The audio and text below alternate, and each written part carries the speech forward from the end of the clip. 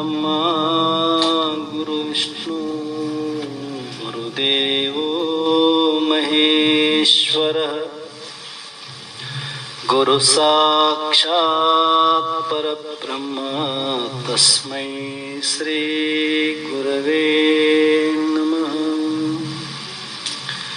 ಪರಮ ಪೂಜ್ಯ ಸದ್ಗುರು ಶ್ರೋತ್ರಿಯ ಬ್ರಹ್ಮನಿಷ್ಠರು ಶ್ರೀ ಅಭಿನವ ನಿಜಗುಣ ಅಪ್ಪಂಗಳ ಶ್ರೀಚರಣ ಕಮಲಗಳಲ್ಲಿ ಶಿರಸಾಷ್ಟಾಂಗ ಪೂರ್ವಕವಾಗಿ ನಮನಗಳನ್ನು ಕೈಯುತ್ತಾ, ಪರಮ ಪೂಜ್ಯರು ಶ್ರೋತ್ರಿಯ ಬ್ರಹ್ಮನಿಷ್ಠರು ಬ್ರಹ್ಮಲೀನರಾದ ಸದ್ಗುರು ಶ್ರೀ ಬಸವಾನಂದ ಅಜ್ಜಿಯವರ ಶ್ರೀಚರಣ ಕಮಲಗಳನ್ನು ಹೃನ್ಮಂದಿರದಲ್ಲಿ ಸ್ಥಾಪಿಸಿ, ಜಗತ್ತೊಂದರು ಸಾಕ್ಷಾತ್ ಪರಶಿವನ ಅವತಾರಿಗಳು ಸಾಧು ಚಕ್ರವರ್ತಿ ಸದ್ಗುರು ಶ್ರೀ ಸಿದ್ಧಾರೂಢ ಮಹಾಸ್ವಾಮಿಗಳ ಶ್ರೀಚರಣ ಕಮಲಗಳಲ್ಲಿ ದೀರ್ಘದಂಡ ಪ್ರಣಾಮಗಳನ್ನು ಸಮರ್ಪಿಸಿ, ಪರಮ ಪೂಜ್ಯರು ಶ್ರೋತ್ರಿಯ ಬ್ರಹ್ಮನಿಷ್ಠರು ಬ್ರಹ್ಮಲೀನರಾದ ಸದ್ಗುರು ಆರೂಢ ಜ್ಯೋತಿ ಶಿವಪುತ್ರ ಮಹಾಸ್ವಾಮಿಗಳನ್ನು ಮನದೊಳು ಸ್ಮರಿಸಿಕೊಂಡು, ಇಲ್ಲಿರುವ ಸರ್ವ ಶರಣರಿಗೂ ಅನೇಕ ಶರಣಾರ್ಥಿಗಳನ್ನು ತಿಳಿಸುತ್ತಾ,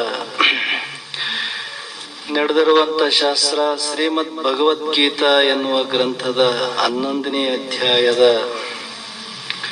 34ನೇ ಶ್ಲೋಕ ಇಂದಿನ ಆಧಾರದ ವಿಷಯವಾಗಿರುವಂಥದ್ದು. ಇಲ್ಲಿಯ ಪರ್ಯಂತರ ಅರ್ಜುನನಿಗೆ ತನ್ನ ವಿರಾಟ ರೂಪವನ್ನು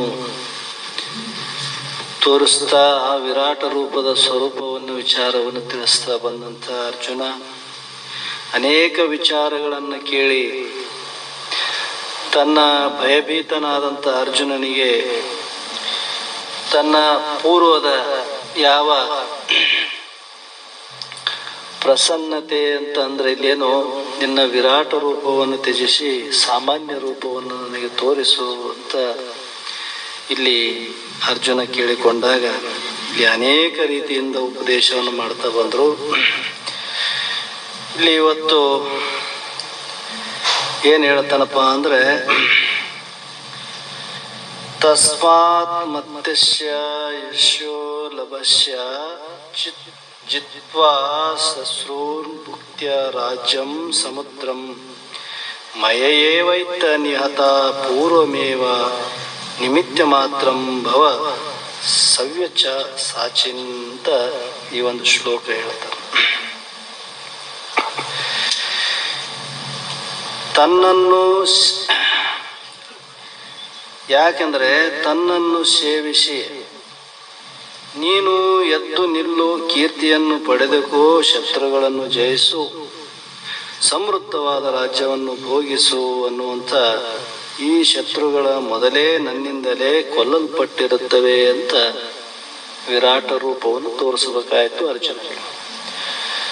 ಅರ್ಜುನ ಯಾಕ ಭಯಭೀತ ಆದಂದ್ರೆ, ಇಷ್ಟೆಲ್ಲ ನಾಶ ಆದ ಬಳಿಕ ಮತ್ತೆ ನನ್ನಿಂದ ನಾಶ ಆಯ್ತುಪ್ಪ ಅಂತಂದ್ರೆ ನನಗೆ ಇದರ ಕರ್ಮ ಫಲ ಅಂತದ ಅಂತ ಅರ್ಜುನ ಇಲ್ಲಿ ಚಿಂತೆಗೆ ಒಳಗಾದಾಗ ಅರ್ಜುನಿಗೆ ಉಪದೇಶ ಮಾಡಿದ. ನೀನು ನಿಮಿತ್ತ ಮಾತ್ರನು ಅಷ್ಟೇ, ನೀನೇನು ನಾಶ ಮಾಡ್ತಂತಿ ಅದು ಮೊದಲೇ ನನ್ನಲ್ಲಿ ನಾಶ ಆಗಿ ಹೋಗ್ಯದ, ಮೊದಲೇ ನನ್ನಿಂದ ನಾಶ ಆಗ್ಯದ. ನಾನು ನಿನ್ನ ನಿಮಿತ್ತ ಮಾತ್ರವಾಗಿ ತಿಳಿದೇನೆ, ಅದಕ್ಕಾಗಿ ನಿನ್ನ ಕರ್ತವ್ಯ ರೂಪ ಧರ್ಮವನ್ನು ನೀ ಪಾಲನೆ ಮಾಡು ಅಂತ ಇಲ್ಲಿ ಹೇಳ್ತಾನೆ. ಇಲ್ಲಿ ದುಃಖಿಗಳು, ನಿರಾಶೆ ಉಳ್ಳವರು, ಭಯಭೀತರು ಮತ್ತು ವ್ಯಾಕುಲ ಚಿತ್ತವನ್ನು ಉಳ್ಳವರು. ಯಾರು ದುಃಖಿಗಳು ಅಂತ ಹೇಳ್ತಾನೆ. ದುಃಖ ಎಲ್ಲಿ ದುಃಖ ಇರ್ತದ, ಎಲ್ಲಿ ಭಯ ಅದ ಅಲ್ಲಿ ದುಃಖ ಇರ್ತದ,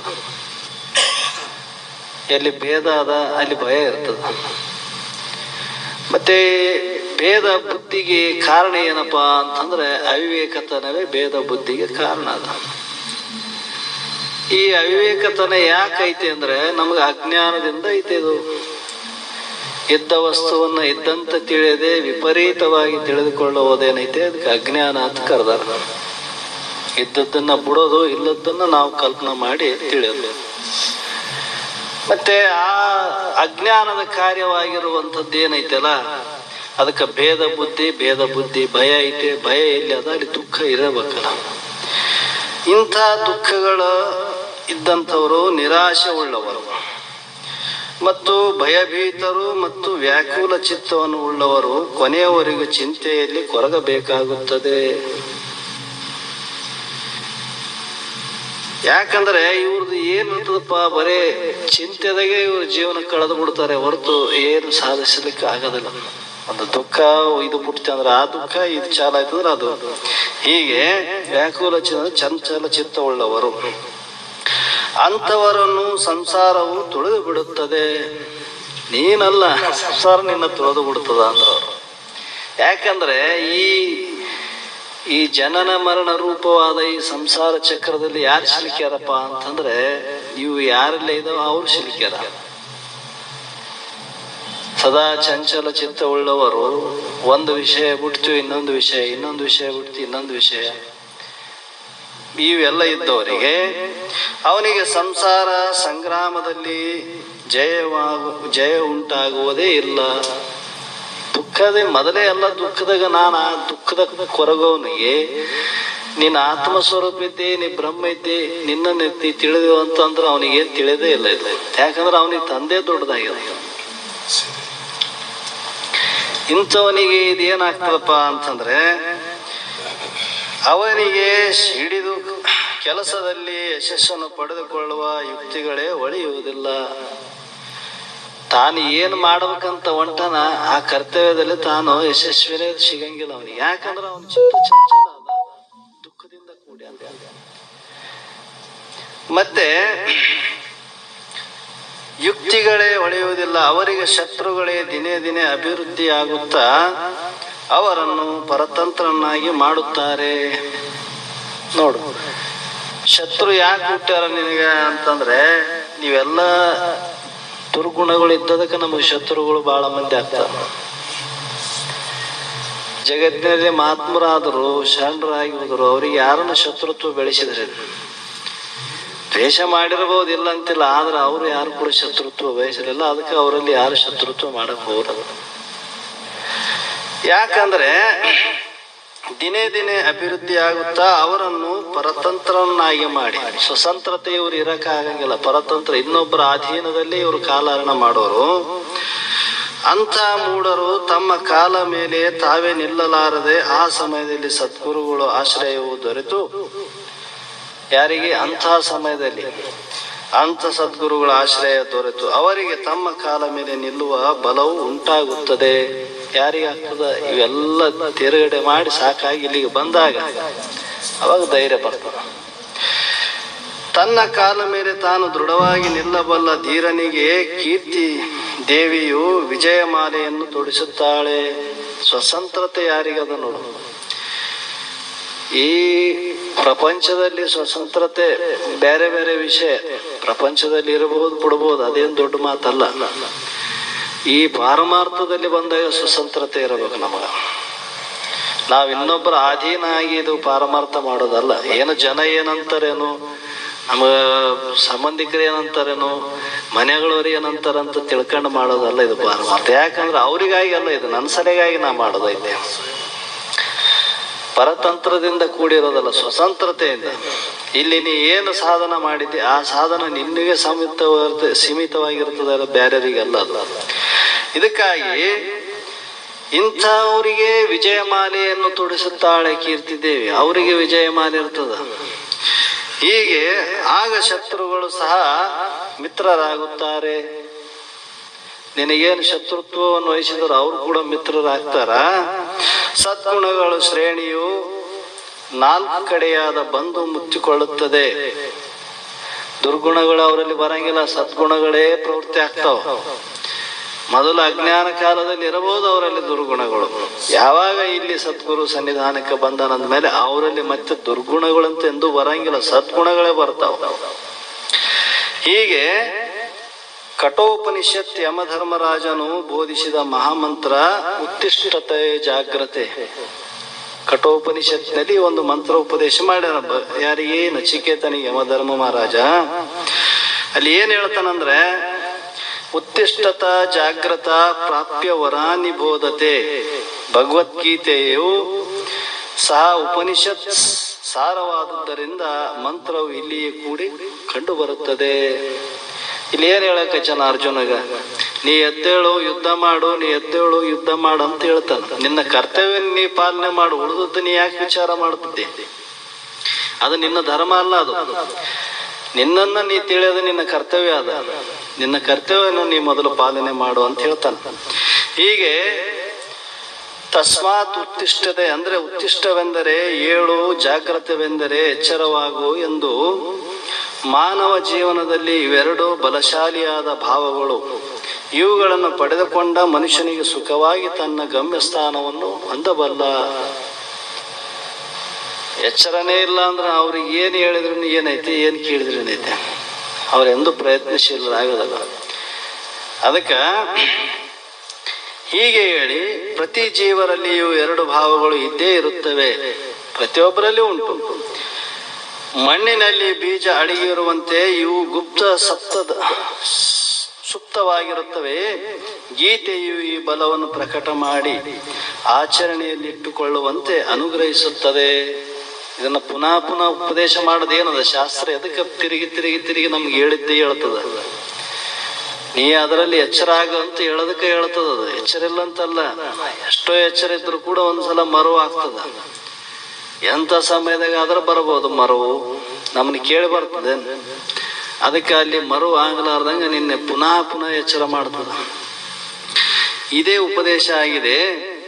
ಈ ಬಲವನ್ನು ಪ್ರಕಟ ಮಾಡಿ ಆಚರಣೆಯಲ್ಲಿ ಇಟ್ಟುಕೊಳ್ಳುವಂತೆ ಅನುಗ್ರಹಿಸುತ್ತದೆ. ಶ್ರೀಕೃಷ್ಣನು ಸಹ ಈ ಶ್ಲೋಕದಲ್ಲಿ ತನ್ನ ಶಿಷ್ಯನಾದ ಅರ್ಜುನನಿಗೆ ಈ ಮಂತ್ರವನ್ನು ಬೋಧಿಸುತ್ತಾನೆ. ಏನಂದ್ರೆ, ಸಂಸಾರವು ವೀರ ಪುರುಷರಿಗೆ ಸುಖವನ್ನು ಕೊಡುತ್ತದೆ. ಈ ಸಂಸಾರದಲ್ಲಿ ನಾವೇನು ಅನೇಕ ಮಂದಿ ದುಃಖದಾಗ ಬಿದ್ದು ಒದ್ದಾಡ್ತಾರ ನೋಡು. ಎಲ್ಲ ದುಃಖ ದುಃಖ. ಈ ಜಗತ್ತಿನಲ್ಲಿ ಜ್ಞಾನಿ ಒಬ್ಬನು ಬಿಟ್ರೆ ಉಳಿದವ್ರು ಎಲ್ಲರೂ ದುಃಖದಾಗ ಇದ್ದಾರೆ.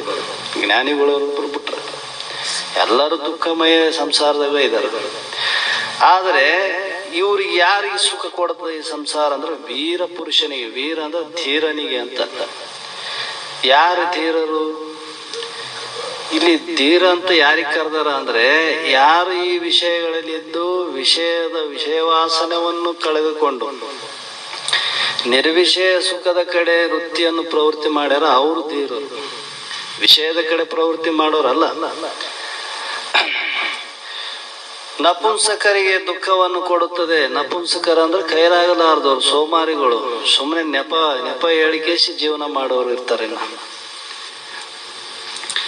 ಈ ಸಂಸಾರವು ಐಶ್ವರ್ಯವು ವೀರ ಪುರುಷನ ಪಾಲಿಗೆ ಸೇರಿದ್ದೇ. ಹೇಡಿಗಳ ತುಚ್ಛವಾದ ವಿಷಯ ಭೋಗದಲ್ಲಿ ಮುಳುಗಿರುತ್ತಾರೆ ಅಂದ್ರು ಅವರು.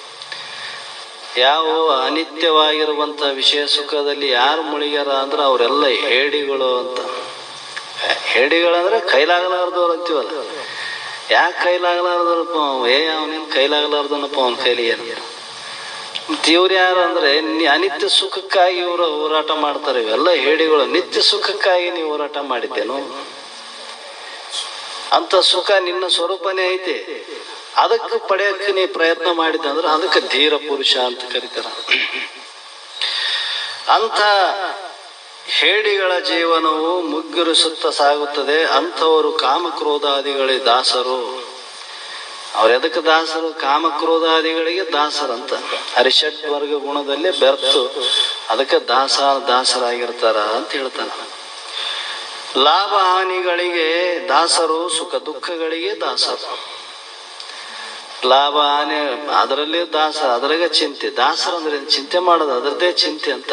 ಯಾವಾಗಲೂ ಅದೇ ಒಂದು ಚಿಂತೆ.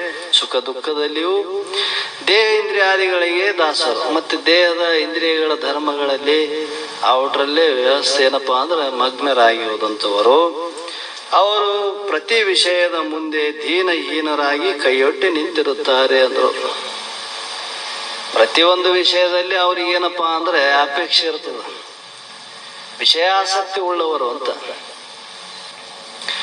ವಿಷಯ ಎಷ್ಟು ಸೂಕ್ಷ್ಮ ಅದ ಅಂದ್ರೆ, ಬಹಿರಂಗದಲ್ಲಿ ವಿಷಯಗಳು ತೋರಿದ್ರು ಕೂಡ ಅಂತರಂಗದಲ್ಲಿ ಅದು ಪ್ರವೇಶ ಆಯ್ತುಪ್ಪ ಅಂತಂದ್ರೆ ದುಃಖ ಪ್ರಾರಂಭ ಆಗ್ತದೆ.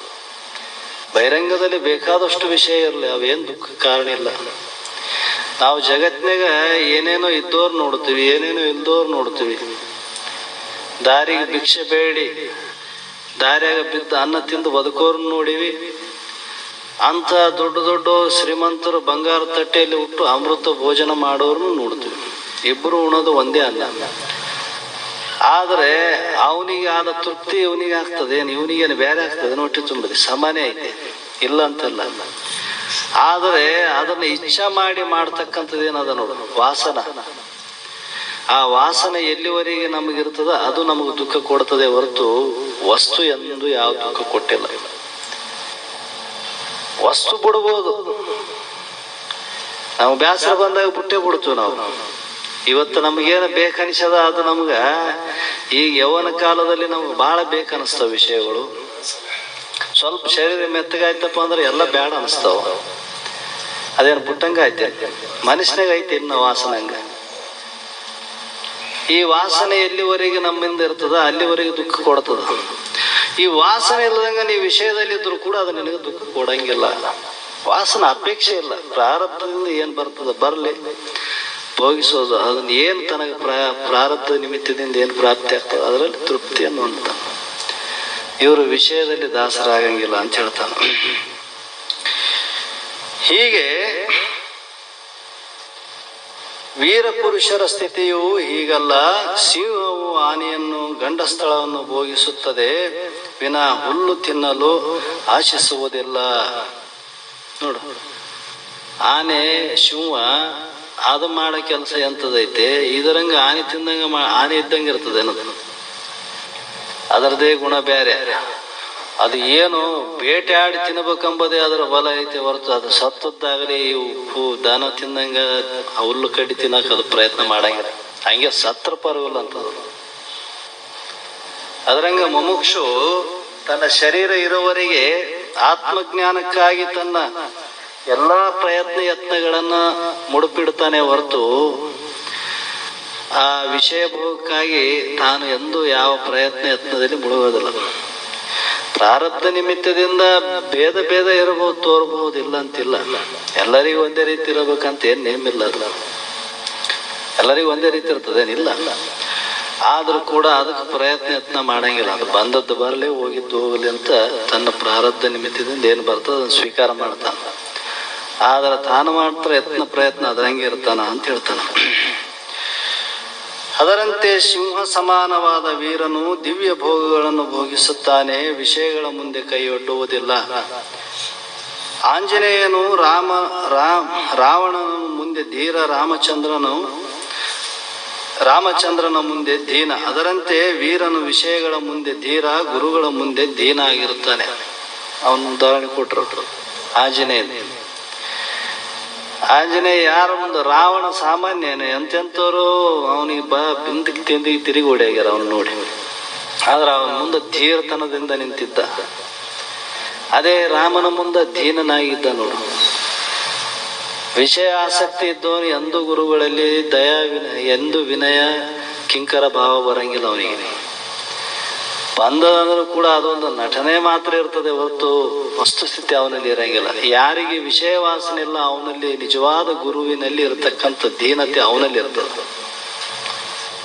ಅವನ ಅಪೇಕ್ಷೆ ಏನದ? ಗುರುವಿನಿಂದ ಜ್ಞಾನ ಪಡೆಯೋದು, ನಾ ಮುಕ್ತನಾಗಬೇಕೆಂಬ ಒಂದು ದೀನ ಭಾವದಿಂದ ಕಳಕಳೆಯಿಂದ ಗುರುಗಳಲ್ಲಿ ಶರಣಾಗತನಾಗ್ತಾನ.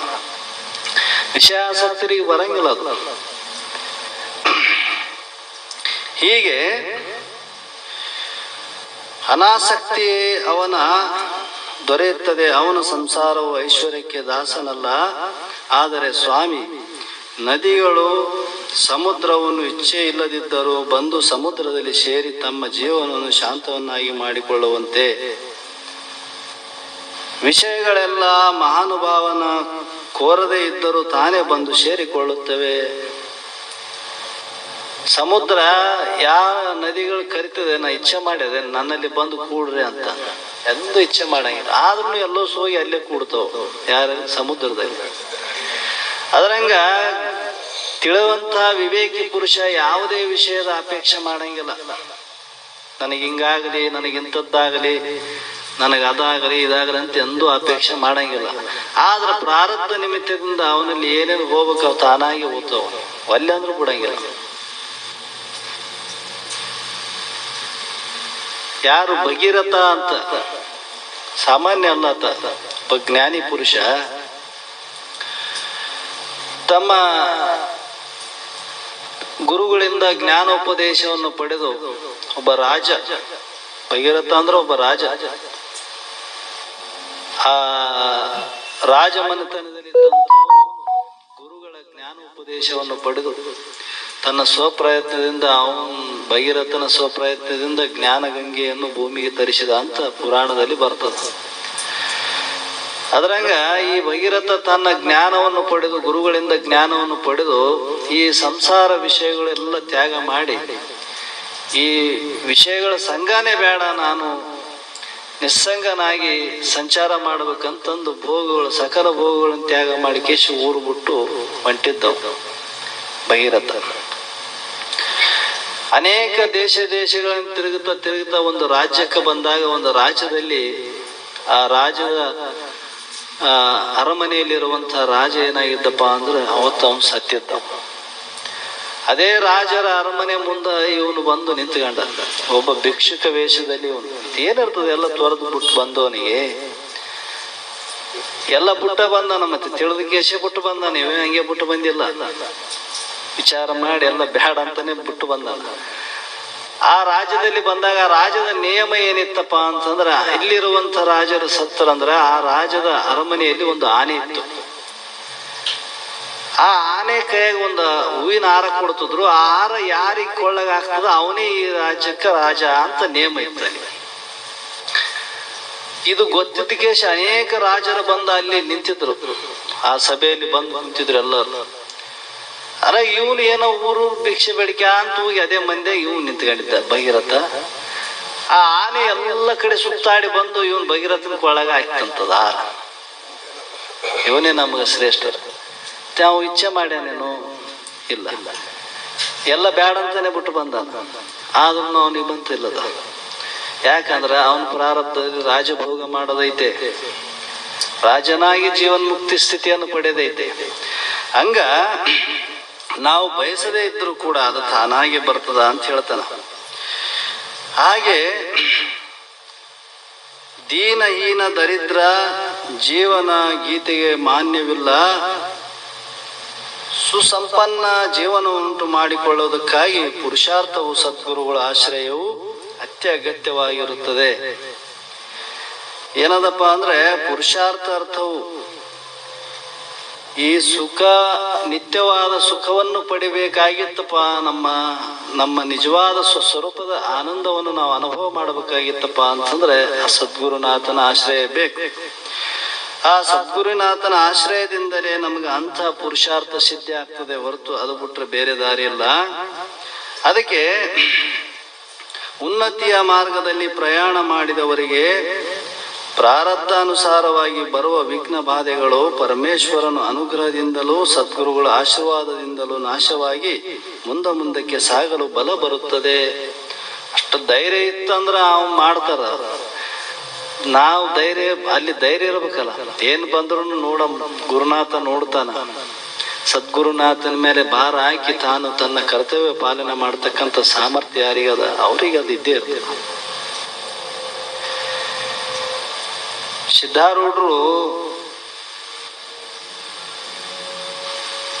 ಸಿದ್ಧಾರೂಢರು ಸಂಚಾರ ಮಾಡ್ತಾ ತಮ್ಮ ಹುಬ್ಬಳ್ಳಿಯಲ್ಲಿ ವಾಸ ಮಾಡಿದಾಗ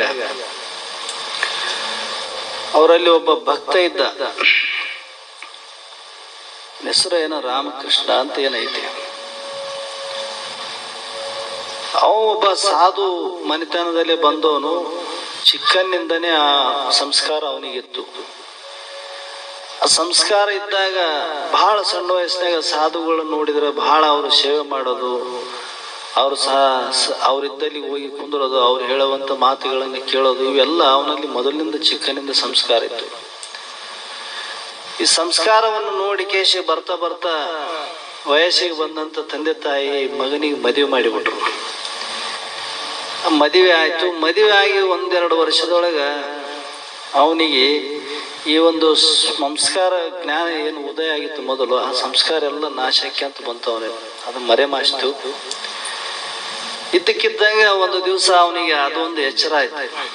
ಒಬ್ಬ ಸಾಧುವಿನ ದರ್ಶನ ಆದಂತೆ ಆಯ್ತು. ಅವ್ರು ನೋಡಬೇಕು ಅಂತ ಅಪೇಕ್ಷೆ ಹುಟ್ಟಿ ಅವ ಅಲ್ಲಿಂದ ಮನೆ ಬಿಟ್ಟ. ಎಲ್ಲಿ ಸಿಗ್ತಾರ ಆಗಿನ ಕಾಲದಾಗ ಸಾಧುಗಳು ಎಲ್ಲಿ ಸಿಗ್ತಾರಪ್ಪ, ಅಂಥ ಗುರುಗಳು ಸದ್ಗುರುಗಳು ಎಲ್ಲಿ ಸಿಗ್ತಾರ ಅಂತ ಕೇಳಿದಾಗ ಕೆಲವರು ಹೇಳಿದ್ರು, ನೀ ಎಲ್ಲಿ ಹೋಗ್ಬೇಡ, ಈಗ ಸಾಕ್ಷಾತ್ ಪರಮಾತ್ಮನೇ ಈ ಭೂಮಿಗೆ ಅವತಾರ ಧಾರಣೆ ಮಾಡಿ ಬಂದಿರತಕ್ಕಂಥ ಸದ್ಗುರು ಸಿದ್ಧಾರೂಢರು ಹುಬ್ಬಳ್ಳಿಯಾಗ ವಾಸ ಮಾಡ್ತಾರ, ಅವರಲ್ಲಿ ಹೋಗು, ನಿನಗೆ ಸರಿಯಾದ ಮಾರ್ಗದರ್ಶನ ಅವರೇ ಮಾಡ್ತಾರ ಅಂತ ಹೇಳಿದಾಗ ಅವ ಒಂದು ರೀತಿ ಹುಚ್ಚಿಡ್ದವನ ಆದಂಗಾಗಿದ್ದ ಊರಾಗ. ಈ ಕಡೆ ಮನೆಗೂ ಒಂದಿಲ್ಲ, ಈ ಕಡೆ ಹೊರಗೂ ಇಲ್ಲ, ಹುಚ್ಚಿಡ್ದವನು ಹೆಂಗ ಯಾವ ರೀತಿ ತಿರುಗ್ತದ ಆ ಸ್ಥಿತಿಗೆ ಬಂದಾದಾಗ ಒಬ್ಬರು ಸಾಧುಗಳು ಹೇಳಿದ, ಅವ್ರ ಮಾತು ಕೇಳಿ ನಂಬಿ ಆ ಗುರುಗಳನ್ನ ನೋಡೇ ಇಲ್ಲ, ಸಿದ್ಧಾರೂಢರು ನೋಡೇ ಇಲ್ಲ. ಆದ್ರೆ ಸಿದ್ಧಾರೂಢರ ಸ್ಮರಣೆ ಮಾಡಿಕ್ಯಾಂತ ಬಿಟ್ಟ ದಾರಿ. ಎಷ್ಟೋ ದಿವಸ ಕಾಲ್ನಡಿಗೆಯಿಂದ ನಡಿತಾ ಬಂದಾಗ ಆ ಕಾಲುಗಳೆಲ್ಲ ಬಾತ್ ಹೋಗ್ಬಿಟ್ಟಿದ್ವು.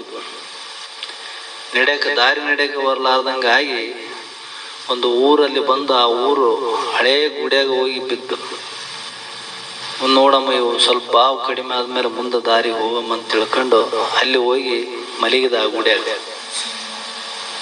ಆ ಗುಡಿಯಾಗ ಮಲಗಿದಾಗ ಅಲ್ಲಿ ಒಬ್ಬ ಗುಡಿ ಪೂಜಾರಿ ಆಗಿರುವಂತ ಬ್ರಾಹ್ಮಣ ವೇಷದಲ್ಲಿ ಒಬ್ಬ ವೃದ್ಧ ಮುದುಕ ವೇಷದಲ್ಲಿ ಬಂದು ನೋಡಿದ. ಇವ್ ಕಾಲು ಬಾತಿದ್ ನೋಡಿ, ಯಾರು ನೀನು, ಎಲ್ಲಿಂದ ಬಂದಿದ್ದೆ ಅಂದ್ರೆ, ನಾ ಹಿಂಗ ಇಂಥ ಊರೋನು, ಎಲ್ಲಿಗೆ ಹೊಂಟಿದ್ದೆ ಅಂದ್ರೆ, ಹಿಂಗ ನಾನು ಸದ್ಗುರು ದರ್ಶನಕ್ಕೆ ಹೊಂಟೀನಿ ಅದ.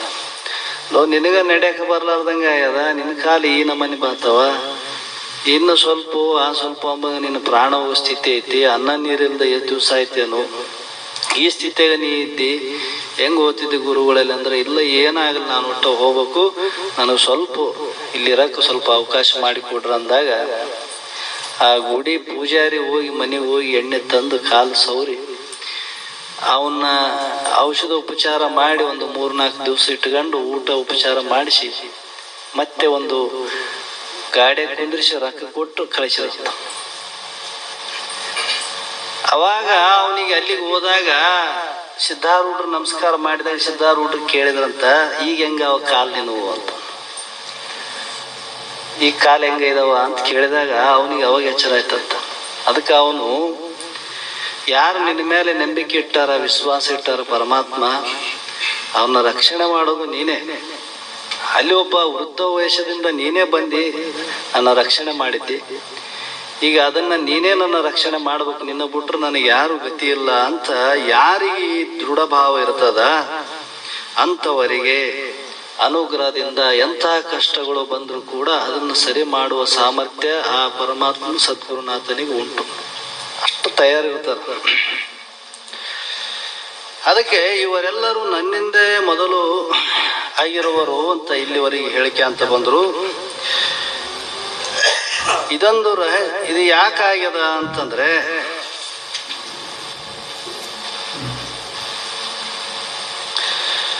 ಅದಕ್ಕೆ ಮೊದಲು ಹೇಳಿದಂತೆ ಇವರೆಲ್ಲರೂ ನನ್ನಿಂದಲೇ ಕೊಲ್ಲಲ್ಪಟ್ಟಿರುತ್ತಾರೆ.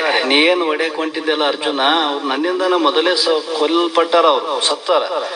ಇದೊಂದು ರಹಸ್ಯಮಯವಾದ ಬೋಧೆ. ದುರ್ಗುಣ ದುರಾಚಾರಗಳು ಅನ್ಯಾಯ ಅಪರಾಧಗಳು ಸದಾ ಮೃತ್ಯ ದೇಹಗಳಿಗೆ ಸಮಾನ. ನೋಡು, ಎದಕ್ಕಂದ್ರೆ ಸತ್ಯ ಹೆಣಕ್ಕೆ ಸಮಾನ ಅಂದ್ರು ಅವರು. ಹೆಣಕ್ಕೆ ಹೆಂಗ ಯಾವ ಬೆಲೆ ಇಲ್ಲೋ ಅದ್ರಂಗ ಇಂಥ ದುರ್ಗುಣಗಳಿಂದ ಕೂಡಿರತಕ್ಕಂಥ ಯಾವ ಬೆಲೆ ಇಲ್ಲ, ಹೆಣಕ್ಕೆ ಸಮಾನ ಅಂತ. ದುರ್ಗುಣ ಉಳ್ಳ ವ್ಯಕ್ತಿಯು ಸಹ ಸತ್ತವರಿಗೆ ಸಮಾನ. ಪರಮೇಶ್ವರನಲ್ಲಿ ಒಂದು ಅದ್ಭುತ ಶಕ್ತಿ ಇದೆ. ಅವನು ತನ್ನ ಪ್ರಿಯ ಭಕ್ತರ ದುರ್ಗುಣಗಳನ್ನು ಪ್ರಾಣವಿಲ್ಲದಂತೆ ಮಾಡುತ್ತಾನೆ. ಸದಾಚಾರಿಗಳ ಶ್ರೇಷ್ಠ ಜನರ ಪಾಲಿಗೆ ಸತ್ತ ದುರ್ಗುಣಗಳನ್ನು ಛಾಯೆ ಮಾತ್ರ ತೊಲಗಿಸಿಕೊಳ್ಳುವ ಕಾರ್ಯವನ್ನು ಮಾತ್ರ ಬಿಡುತ್ತಾನೆ ಅಂತ ಹೇಳ್ತಾನೆ. ಅಂದ್ರೆ ದುರ್ಗುಣಗಳು ಪ್ರಾಣವಿಲ್ಲದಂತೆ ಮಾಡುತ್ತಾನೆ. ದುರ್ಗುಣಗಳು ಇದ್ರೂ ಕೂಡ ಅವನಿಗೆ ಏನು ಪ್ರವೃತ್ತಿ ಆಗಿರಬಾರ್ದು ಆ ತರ ಮಾಡ್ತಾನ ಯಾರು? ಪರಮಾತ್ಮ. ಸದಾಚಾರವಂತರಿಗೆ ಮತ್ತೆ ಇತರರಿಗೆ ಸದ್ಗುಣಗಳಿಗೆ ಅವರಲ್ಲಿ ಅನೇಕ ಗುಣಗಳನ್ನು ಸೇರುವಂಗ ಮಾಡ್ತಾನ, ಛಾಯೆಯನ್ನು ಉಂಟು ಮಾಡ್ತಾನ. ಅಂದ್ರೆ ಛಾಯೆ ಅಂದ್ರೆ ನೆರಳು, ಎಲ್ಲಿ ನೆರಳದ ಅಲ್ಲಿ ಮನುಷ್ಯ ಬಂದು ವಾಸ ಮಾಡ್ತಾನಿಲ್ಲ, ಅದರಂಗ ಉತ್ತಮರಿಗೆ ಅದರ ಸಹಕಾರ ಮಾಡ್ತಾನ. ಹೀಗೆ ಕಾರ್ಯವನ್ನು ಮಾತ್ರ ಮಾಡಿಬಿಡುತ್ತಾನೆ. ವೀರನೇ ಆಗಲಿ, ಶಾಸ್ತ್ರವನ್ನು ಬಲ್ಲ ಪಂಡಿತನೇ ಆಗಲಿ, ಇತರೆ ಜನರಿಂದ ಶ್ರೇಷ್ಠರೆಂದು ಕರೆಸಿಕೊಳ್ಳುವ ಯಾರೇ ಆಗಲಿ, ದುರ್ಗುಣಗಳ ಸುಳಿಗೆ ಸಿಕ್ಕರೆ ನಿರ್ಜೀವರಂತೆ ಆಗಿಬಿಡುತ್ತಾರೆ. ಎಷ್ಟೇ ತಿಳಿದವರೇ ಇರಲಿ, ತಿಳಿಲಾರ್ದವ್ರು ಇರಲಿ, ಬಲವಂತಿರಲಿ, ಬಲಹೀನನಾಗಿರಲಿ, ಯಾರಿದ್ರೆ ಏನು, ಯಾವಾಗ ಇವರು ಕೆಟ್ಟ ಗುಣಕ್ಕೆ ಸಂಘ ಇರೋದ್ರ ಅದ್ರಾಗ ಸಿಗೆ ಬಿದ್ದಾರ, ಇವ್ರು ನಾಶ ಆತಾರ. ಹೀಗೆ ಕೌರವರಿಗೆ ಇದೇ ಗತಿ ಆಯ್ತು. ಅವರು ಚಕ್ರವರ್ತಿಗಳಾಗಿದ್ದರು. ಕೌರವರು ಸಾಮಾನ್ಯರೇನು? ಅವರೇನು 5 ಮಂದಿಯಲ್ಲಿ 101 ಮಂದಿಯಲ್ಲಿ ಯಾಕಾಯ್ತಪ್ಪ ಅವರಿಗೆ ಈ ದುರ್ಗತಿ? ಕೆಟ್ಟ ಗುಣ ಬಂದು ಸೇರ್ಕೊಂಡ್ರು ನೋಡವ್ರಲ್ಲಿ. ಯಾರಲ್ಲಿ ಮುಖ್ಯ ಗುಣ ಉತ್ತಮವಾಗಿರ್ಬೇಕಾಗಿತ್ತು ಅವನಲ್ಲಿ ದುರ್ಬುದ್ಧಿ ಸೇರ್ತು. ಮತ್ತೆ ಅವನ ದುರ್ಬುದ್ಧಿಯಿಂದ ಅನೇಕ ಜನರು ದುರಾಚಾರ ದುರ್ಗುಣ ಕಾರ್ಯಗಳನ್ನು ಮಾಡಿಕೊಂತ ಹೊಂಟ್ರು. ಯಾರು ಧೃತರಾಷ್ಟ್ರ, ಅವನು ತನ್ನ ಕಣ್ಣು ಮುಚ್ಚಿದ್ದಲ್ಲ ಅಂದಾಗ ಅವಿವೇಕ ತನ್ನ ಅಜ್ಞಾನದಲ್ಲಿ ಮುಳುಗಿದ್ದ. ಅವನಿಗೆ ವಿವೇಕದ ಕಣ್ಣನ್ನು ತೆರೆದಿದ್ದಿಲ್ಲ. ಕಣ್ಣಂತ ಮೊದಲಿಲ್ಲ, ಈ ಕಣ್ಣನು ಇರಲಿಲ್ಲ ಅವನಿಗೆ. ಇದರಿಂದ ಏನಾಗ್ತದೆ? ಅವನೇನು ದಡ್ಡೇನೋ? ಎಲ್ಲ ತಿಳಿದವನೇ ಇದ್ದ. ಮತ್ತೆ ತಿಳಿದವ್ರನ್ನ ಇದ್ರೂ ಇಂಥ ದುರ್ಗತಿ ಕಾರಣ ಆಯ್ತು. ಯಾಕಾಯ್ತಪ್ಪ ಅಂದ್ರೆ ಈ ಕೆಟ್ಟ ಗುಣಗಳು ಅಂತ. ಹಾಗೆ ಅವರು ಸಾಮರ್ಥ್ಯವುಳ್ಳವರಾಗಿದ್ದರು. ಶಾಂತಿಯ ಅಗ್ರದೂತನಾದ ಶ್ರೀಕೃಷ್ಣನನ್ನೇ ಬಂಧಿಸುವ ದುರಾಲೋಚನೆಯನ್ನು ಮಾಡಿದರು. ಶಾಂತಿ ದೂತ ಆಗಿ ಹೋಗಿದ್ದಿಲ್ಲ ಪರಮಾತ್ಮ, ಒಪ್ಪಂದ ಮಾಡಕ್ ಹೋಗಿದ್ದ. ನೀವೇನು ಏನ್ ಬಾಳ ಕೊಡಕ್ ಹೋಗ್ಬೇಡ್ರಪ್ಪ, 5 ಊರು ಕೊಡ್ರಿ ಅಂತ ಕೇಳಿದ್ರು. ನೀವೇನ್ ರಾಜ್ಯ ಕೊಡ್ರಿ ಅಂತ ಕೇಳಲ್ಲ, ಅವ್ರು ಬದುಕ್ತಾರೆ ಇಲ್ಲೇನ, 5 ಊರು ಕೊಡ್ರಿ ಅಂತಂದ. ಅವ್ರ ಪರವಾಗಿ ನಾ ಕೇಳ್ತೀನಿ, ಶಾಂತಿ ದೂತ ಆಗಿ ಒಪ್ಪಂದ ಮಾಡಕ ಬಂದಿರಿ. ಇವನು ಕಪಟ ಇದಾನ ಅಂತಂದು ಅವನ್ನ ಬಂಧನ ಮಾಡಕ್ ಹೋದ ದುರ್ಯೋಧನ. ಅವನ್ನ ಬಂಧನ ಮಾಡಕ್ ಆಗ್ತದ? ಪರಮಾತ್ಮನ ಬಂಧನ ಮಾಡಕ್ ಆಗ್ತದ? ಯಾಕಂದ್ರೆ ಅವ್ರಿಗೆ ಗೊತ್ತಿಲ್ಲ, ಅದನ್ನು ತಿಳಿದಿಲ್ಲ. ಹೀಗೆ ಅವರ ಜೀವನ ಅಂತ್ಯವಾಯಿತು ತಿಳಿದುಕೊಳ್ಳಬೇಕು. ದುರ್ಜನರ ದೃಷ್ಟಿಯಲ್ಲಿ ವಿಶ್ವರೂಪ ಭಗವಂತನನ್ನು ಉಗ್ರವಾದ ಕಾಲರೂಪನು ಎಂಬ ಸತ್ಯವನ್ನು ಅರ್ಜುನನು ದಿವ್ಯ ದೃಷ್ಟಿಯನ್ನು ಪಡೆದುಕೊಂಡ ಮೇಲೆ ಪ್ರತ್ಯಕ್ಷ ನೋಡಿದಂತನು. ಸಜ್ಜನರು, ಸತ್ಪುರುಷರು, ಜ್ಞಾನಿಗಳು ಕೊಲ್ಲಬೇಕೆಂಬ ಬಯಸುವವರನ್ನು ಸಜ್ಜನರು, ಪಕ್ಷಪಾತಿಯಾದ ಭಗವಂತನು ಮೊದಲೇ ಕೊಲ್ಲುತ್ತಾನೆಂಬುದನ್ನು ಈ ಶ್ಲೋಕದಲ್ಲಿ ಸ್ಪಷ್ಟವಾಗಿದೆ. ಯಾರಪ್ಪ ಈ ಪ್ರತ್ಯಕ್ಷ ನೋಡಿಕೊಂಡು ಸಜ್ಜನರನ್ನು, ಸತ್ಪುರುಷರನ್ನು, ಜ್ಞಾನಿಗಳನ್ನು ಕೊಲ್ಲಬೇಕೆಂದು ಬಯಸುವವರನ್ನು? ಈಗ ದೂತ, ಶಾಂತಿ ದೂತ ಆಗಿ ಹೋಗಿದ್ದ ಯಾರು? ಶ್ರೀಕೃಷ್ಣ ಪರಮಾತ್ಮ. ಜ್ಞಾನಿ ಅಲ್ಲ, ಜ್ಞಾನಿ ಹೋಗ್ಯಾನ. ಮತ್ತೆ ಅಂಥವನ್ನ ನಾಶ ಮಾಡ್ಬೇಕಂತ ಹೊಂಟ್ರಲ್ಲ ಇವರು ಉಳಿತಾರೆ ಜಗತ್ನಾಗ. ಅಂಥ ಜ್ಞಾನಿಗಳನ್ನಿಗೆ ಕೇಡ ಬಯಸುವವರು ಯಾರೇ ಇರಲಿ ಜಗತ್ನಾಗ, ಇಂದು ಕೃಷ್ಣ ಆಗಿರ್ಬೋದು, ಮುಂದೆ ಇನ್ನು ಅನೇಕ ಜ್ಞಾನಿಗಳು ಇರ್ಬೋದು ಜಗತ್ನಲ್ಲಿ. ಅವರಿಗೆ ನಾವು ಕೇಡ ಬಯಸಕ್ ಹೊಂಟಿವಪ್ಪ ಅಂದ್ರೆ ನಮ್ಗೆ ಉಳಿಗಾಲ ಐತೇನೆ ಈ ಜಗತ್ನಾಗ ಅಂದ್ರೆ ನೀನ್ ನಾಶದ್ದೇ ಹೋಗ್ಬೇಕು ಅಂತ ಹೋದ್ರಲ್ಲ ಇವರು. ಅವ್ರು ಇಲ್ಲಪ್ಪ, ಅವ್ರ ಮಾತು ಕೇಳಿ ಆಯ್ತಪ್ಪ ನೀನ್ ಹೇಳ್ದಂಗೆ ಆಗಲ್ಲ ಅಂತಂದಿದ್ರೆ ತಾವು ಉಳಿತಿದ್ರು, ಅವರು ಉಳಿತಿದ್ರು. ಆದ್ರೆ ಹಂಗಾಗಲ್ಲ ನೋಡು. ಅದಕ್ಕ ನೀನು ನಿಮಿತ್ತ ಮಾತ್ರನಾಗಿದ್ದಿ, ನೀನು ನಿಮಿತ್ತ ಮಾತ್ರನು. ಇದೊಂದು ಭಗವದ್ಗೀತೆಯ ಮಹಾಮಂತ್ರ. ಮಂತ್ರವನ್ನು ವಿಶ್ವರೂಪ ಭಗವಂತನ ಅರ್ಜುನಿಗೆ ಬೋಧಿಸಿ ಅವರನ್ನು ಕರ್ತೃತ್ವ ಬುದ್ಧಿ ಎಂಬ ದೋಷದಿಂದ ಪಾರು ಮಾಡಿದನು. ಈಗೇನು ದೋಷ ಇಲ್ಲಿ ಕಳಿಬೇಕಾಯ್ತು ಅರ್ಜುನನಿಗೆ ಅಂದ್ರೆ, ನಾ ಮಾಡೀನಿ, ನನಗೆ ಆಗ್ತದ ತಿಳ್ಕೊಂಡ. ನೀವು ನನ್ನಿಂದ ಆಗ್ಯದ, ನಾನೇ ಮಾಡೋನು. ಈ ಯುದ್ಧ ಮಾಡೀನಿ, ನಾನಂದ್ಮೇಲೆ ನನ್ನಿಂದ ನಾಶ ಆಗ್ತದ, ಪಾಪ ಪುಣ್ಯ ನನಗೆ ಸಂಬಂಧ ಐತೆ ಅಂತ ತಿಳ್ಕೊಂಡ. ನೀ ಮಾಡೋನೇ ಅಲ್ಲ, ನಿನ್ನ ಕೈಯಾಗ ಏನೂ ಇಲ್ಲ ಅಂತ ಪರಮಾತ್ಮ ಹೇಳ್ತಾನೆ. ನಿನ್ನ ಅಕರ್ತ ಐತಿ, ನೀನು ಮಾಡೋನು ಬಿಡೋದು ನಿನ್ನ ಕೈಗಿಲ್ಲ. ಅದು ವಿಧಿ ನಿಯತಿಯ ನಿಯಮ ಐತಿ. ಅದು ಏನ ನಡಿಬೇಕದು ಮೊದಲೇ ನಿರ್ಣಯ ಆಗ್ಯದ, ಹಿಂಗೇ ನಡಿಬೇಕಂತ. ನೀನು ಮಾಡೋದು ಏನೈತಿ ಇದ್ರಾಗ? ಸುಮ್ಮನೆ ನಿಮಿತ್ತ ಮಾತ್ರದಿಂದ ನೀನು ನಡಿಬೇಕು. ಅದಕ್ಕಾಗಿ ಈ ಮಂತ್ರದ ಆಚರಣೆಯಿಂದ ಅರ್ಜುನನೊಬ್ಬನೇ ಅಲ್ಲ, ಸರ್ವವು ಕರ್ತೃತ್ವ ಬುದ್ಧಿಯನ್ನು ಕಳೆದುಕೊಳ್ಳಬಹುದು. ಅರ್ಜುನ ಒಬ್ಬತ್ತಿಗೆ ಹೇಳಿಲ್ಲ, ಎಲ್ಲ ಎಲ್ಲರಿಗೆ ಹೇಳಿರ್ತಕ್ಕಂಥದ್ದು ಅಂತ ಹೇಳ್ತಾನೆ. ಕರ್ತೃತ್ವ ಬುದ್ಧಿ ಅಂದ್ರೇನು? ಮನುಷ್ಯ ಏನಾದ್ರೂ ಒಂದು ಕ್ರಿಯೆಯಲ್ಲಿ ತೊಡಗೇ ಇದ್ದಾನೆ. ಆ ಕ್ರಿಯೆಯಲ್ಲಿ ಎಲ್ಲಿವರೆಗೆ ನಾ ಮಾಡೋ ನಮ್ಮ ಬುದ್ಧಿ ಐತೆ ಅಲ್ಲಿವರೆಗೆ ನಿನಗೆ ದುಃಖ ತಪ್ಪಿದ್ದಲ್ಲ. ಏನು ನಡಿಬೇಕಾದ ಈಶ್ವರ ಆಜ್ಞೆ ಅಂತ ನಡೀತದ ಅಂತ ನೀ ಯಾವಾಗ ತಿಳಿದಿ ಅಂದ್ರೆ ನಿನಗ ಅದ್ರದ್ದು ಯಾವ ದೋಷನೂ ನಿನಗೆ ಅರ್ಥಂಗಿಲ್ಲ. ಏನ್ ನಡಿಬೇಕಾಗ್ಯದ ಅದು ತಾನಾಗೆ ನಡೀತದ. ನಾನು ಮಾಡ್ತಕ್ಕಂಥದ್ದು ಏನಿಲ್ಲ, ಇದ್ರಾಗ ನನ್ನ ಕರ್ತವ್ಯ ಏನಿಲ್ಲ ಅಂತ ಹಿಂಗ ತಿಳಿದಿರ್ತಕ್ಕಂಥವ್ರು ಏನು ಜ್ಞಾನಿಗಳು ಇದಾರ, ತಿಳಿದಂಥವರು ಅಕರ್ತ ಅಭೋಕ್ತರಾಗಿ ಈ ಜಗತ್ತಿನಲ್ಲಿ ಉಳ್ಳವರು, ಅವರು ಏನೇ ಕ್ರಿಯೆಯಲ್ಲಿ ತೊಡಗಿದ್ರು ಕೂಡ ಅವ್ರಿಗೆ ಯಾವ ಕ್ರಿಯೆಗಳು ಯಾವ ಕರ್ಮಗಳು ಅವ್ರನ್ನ ಬಂಧನ ಮಾಡುವಂತ ಸಾಮರ್ಥ್ಯ ಅವಕ್ಕಿಲ್ಲ. ಯಾಕಂದ್ರೆ ಅವ್ ಕರ್ತೃತ್ವ ಬುದ್ಧಿ ಇಲ್ಲ ಅವ್ರ. ನಾವಿನ್ನ ಮಾಡಿರಂಗಿಲ್ಲ, ಸಂಕಲ್ಪ ಆಗ್ತಿಲ್ಲ, ಚಾಲ ಅಲ್ಲಿಂದೇ ಪ್ರಾರಂಭ ಆಗ್ತದ ನಮ್ಗ. ಹಿಂಗೈತೆ ಮತ್ತೆ ನನಗೇನಾಗ್ತದೇನೋ, ನಾನು ಇದು ಮಾಡಿದ್ರೆ ಅದೇನಾಗ್ತದೇನೋ, ನನ್ನಿಂದ ಏನಾಗ್ತದೇನೋ, ಇದು ಏನಾಗ್ತದೆ, ಇಷ್ಟು ದುಃಖ ನಮ್ಗ ಇದಾವ. ಯಾವುದೇ ಒಂದು ಕ್ರಿಯೆಯಲ್ಲಿ ತೊಡಗಿದ್ವು ಅಂದ್ರೆ ಸಂಕಲ್ಪ ಮೊದಲು ಪ್ರಾರಂಭ ಆಗ್ತದೆ. ಅದಕ್ಕಾಗಿ ಇವು ದುಃಖಕ್ಕೆ ಕಾರಣ ಆಗ್ತಾವ ಅಂತ ಹೇಳ್ತಾನ. ಅದಕ್ಕೆ ಇದೊಂದು ದುರ್ಬಲರಿಗೆ ಬಲವನ್ನುಂಟು ಮಾಡುವ ಮಹಾಮಂತ್ರ. ಎಲ್ಲವನ್ನು ಸರ್ವಶಕ್ತನಾದ ಸರ್ವ ಅಂತರ್ಯಾಮಿಯಾದ ಈಶ್ವರನೇ ಮಾಡುತ್ತಾನೆ. ನಾನು ಮಾಡ್ತಕ್ಕಂಥದ್ದು ನನ್ನ ಕರ್ತವ್ಯ ಏನಿಲ್ಲ, ಪರಮಾತ್ಮನಿಂದನೇ ಈ ಕ್ರಿಯೆ ನಡೀತದ. ಆ ಭಗವಂತನ ಇಚ್ಛಾನುಸಾರವಾಗಿ ನಡೀತದ. ನಾವು ಮಾಡ್ತೀವಿ ಅನ್ನೋದು ಇದೊಂದು ಭ್ರಮೆ ಅಷ್ಟೇ, ಇದೊಂದು ಕಲ್ಪನಾ. ಏನು ಮಾಡಂಗಿವಿ ಜಗತ್ತಿನಾಗ ಅಂತ ಏನೇನ್ ನಡಿಬೇಕಾದ ಮೊದಲೇ ಆ ಪ್ರಾರಬ್ಧ ಕರ್ಮಾನುಸಾರವಾಗಿ ನಿಯತಿಗೆ ಅನುಸಾರವಾಗಿ ನಡೀತದೆ ಹೊರತು ಅದು ನಮ್ಮಿಂದ ಯಾವುದು ನಡೆಯಂಗಿಲ್ಲ. ನಾವು ಅನ್ಕೊಂಡಂಗೆ ನಡೆಯಂಗಿದ್ರೆ ಬೇಕಾದ ನಾವು ಮಾಡ್ಬೋದಾಗಿತ್ತು, ಹಂಗೆ ಯಾವ ನಡೆದಿಲ್ಲ. ಹೀಗೆ ಅರ್ಜುನನು ಕರ್ಣ ಪಟದಲ್ಲಿ ಪ್ರವೇಶಿಸುತ್ತಲೇ ಅವನ ಹೃದಯದಲ್ಲಿ ಮೊದಲೇ ನಿವಾಸ ಮಾಡುತ್ತಾ ಕರ್ತೃತ್ವ ಎಂಬ ಅಂಧಕಾರವು ತೊಲಗಿ ನಾನು ಅಕರ್ತನೆಂಬ ಪ್ರಕಾಶ ಉಂಟಾಯಿತು. ಎಲ್ಲಿ ಕರ್ತೃತ್ವ ಬುದ್ಧಿ ಇತ್ತು ಅಲ್ಲಿ ದುಃಖ ಇತ್ತು. ಕರ್ತೃತ್ವ ಅಂದ್ರೆ ನಾ ಮಾಡೋನು, ನಾನೇ ಉಣೋನು, ನಾ ಮಾಡಿದ್ದೆ ನಾ ಉಣ್ತೀನಿ ಅಂತ ಕರ್ತೃತ್ವ ಬುದ್ಧಿ ಎಲ್ಲಿವರೆಗೆ ನಮ್ಮಲ್ಲಿ ಇತ್ತು ಅಲ್ಲಿವರೆಗೆ ಏನಪ್ಪಾ ಅಂತಂದ್ರೆ ಈ ದುಃಖ ನಮಗೆ ಮ್ಯಾಲಿಂದ ಮೇಲೆ ದುಃಖ ಕೊಡ್ತದ ನೋಡ್ರಿ. ಯಾವಾಗ ಈ ಕರ್ತೃತ್ವ ಬುದ್ಧಿ ನಾಶ ಆಯ್ತು ಅಲ್ಲಿ ಯಾವುದೂ ಇಲ್ಲ ಅಂತ ಹೇಳ್ತಾನೆ. ಅದಕ್ಕ ಶ್ರೀಕೃಷ್ಣನು ಇಲ್ಲಿ ಒಂದು ಮಾತು ಹೇಳ್ತಾರ, ಖುದ್ ಮಿಟಾದೋ ಖುದ್ ಮಿಲ್ ಗಯೇ ಜಾಯೇಗ ಅಂತ ಹೇಳ್ತಾನ. ಅಂದ್ರೆ ಅಹಂಕಾರ ಹೋದರೆ ದೇವರು ದೊರೆಯುತ್ತಾನೆ ಎಂದರ್ಥ. ಖುದ್ ಮಿಟಾದೋ ಖುದ್ ಮಿಲ್ ಜಾಯೇಗ. ಖುದ್ ಅಂದ್ರೆ ನಾನಂಬುದು ಹೋಯ್ತಿ ಅಲ್ಲ, ಅದೇನಾಗ್ತದ ಅಂದ್ರೆ ನಿನ್ನ ಸ್ವರೂಪದ ಸಾಕ್ಷಾತ್ಕಾರ ನಿನಗೆ ಆಗ್ತದ ಅಂತ ಹೇಳಿದ್ರು. ಇಲ್ಲಿ ಅಹಂ ಬುದ್ಧಿ ಹೋಯ್ತಂದ್ರೆ ನಿನ್ನ ಸ್ವಸ್ವರೂಪದ ಸಾಕ್ಷಾತ್ಕಾರ ನಿನಗೆ ಆಗ್ತದ ಅನ್ನುವಂಥ ಮಾತನ್ನ ಈ ಶ್ಲೋಕದ ಹೇಳಿದ್ರು. ಮುಂದಿನ ಶ್ಲೋಕವನ್ನು ಗುರುಗಳು ಉಪದೇಶ ಮಾಡ್ತಾರಂತ ಹೇಳಿ ವಿರಾಮವನ್ನು.